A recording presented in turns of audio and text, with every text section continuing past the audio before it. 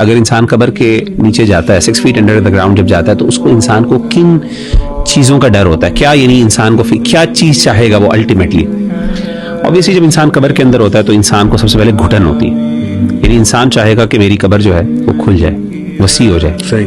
یعنی وہ جو ہے نا کہ میں ایک مٹی کے اندر یا ایک چھوٹے سے خانے کے اندر بند ہوں. ایک مومن کے لیے سبحان اللہ حدیث میں آتا ہے, صحیح حدیث ہے کہ اللہ کے رسول صلی اللہ علیہ وسلم نے فرمایا کہ مومن جو ہے اس کے لیے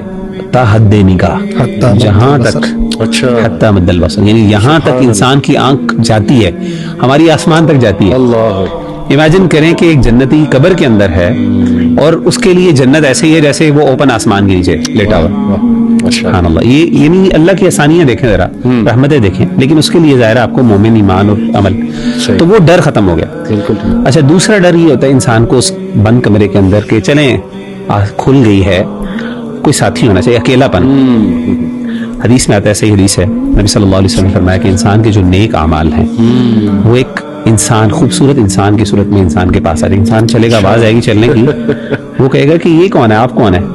کہے گا میں تمہارے اچھے اعمال ہوں. اور وہ آپ امیجن کریں قیامت تک اس کے ساتھ رہے گا. یعنی امیجن کریں کہ آپ اوپن آسمان میں ہیں اور آپ کے پاس کوئی بندہ گپ شپ لگانے کے لیے, یعنی ایون اگر آپ سو بھی رہے ہیں نا, آپ کو پتا ہے کہ ایک بندہ میرے ساتھ بیٹھا ہوا ہے, آپ کا محبت کرنے والا, آپ کا لویل فرینڈ, وہ آپ کا جگر یا آپ کا یار آپ کے ساتھ ہے. اور آپ کو پتا ہے جب یار ہوتا ہے انسان کا, انسان جتنی مرضی مشکل میں ہو, جتنی مرضی مشکل میں ہو, اگر یار کے ساتھ انسان بڑے بڑے رسک لے لیتا ہے, چلو یار دوست ہیں ساتھ, کوئی نہیں چلا کرتے. اور تیسری چیز, سب سے بڑی چیز جو حدیث میں آتی ہے, نبی صلی اللہ علیہ وسلم نے فرمائی, کانسٹنٹلی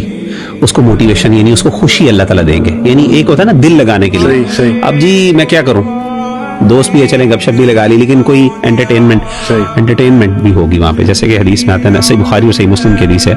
اللہ کے رسول نے فرمایا کہ صبح اور شام 2 ٹائم انسان کو اس کا جنت میں گھر دکھایا جائے گا. یہ تمہارا محل ہے, کھڑکی کھول دی جائے گی, اور کھڑکی پرماننٹ کھول دی جائے گی, ہوائیں آ رہی ہیں. یعنی قبر جو ہے وہ روضۃ من ریاض الجنہ. اس لیے علماء کہتے ہیں کہ تمہارے پاس آپشن ہے کہ اپنی قبر کو, یعنی مومن کے لیے امیجن کریں, مطلب یہ شاید ماننا آسان ہے, ہم شاید اس کو اپریشیٹ نہیں کر سکتے, لیکن اٹس ناٹ رانگ ٹو سے کہ اگر آپ مومن ہیں نا تو you are better under the ground. صحیح. اور وہ آپ کے لیے جنت, روضۃ من ریاض الجنہ, وہ جنت کا ایک باغیچہ آپ کے لیے بن جائے گا, اور آپ اس میں زیادہ کمفرٹیبل ہوں گے ایز کمپیئر ٹو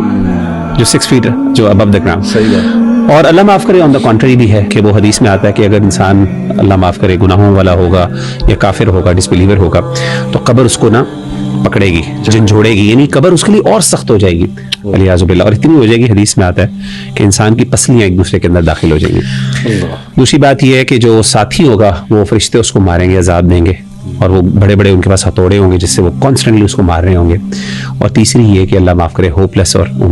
ہوپلیسنس, کہ وہ جہنم میں اس کو گھر دکھایا جائے گا,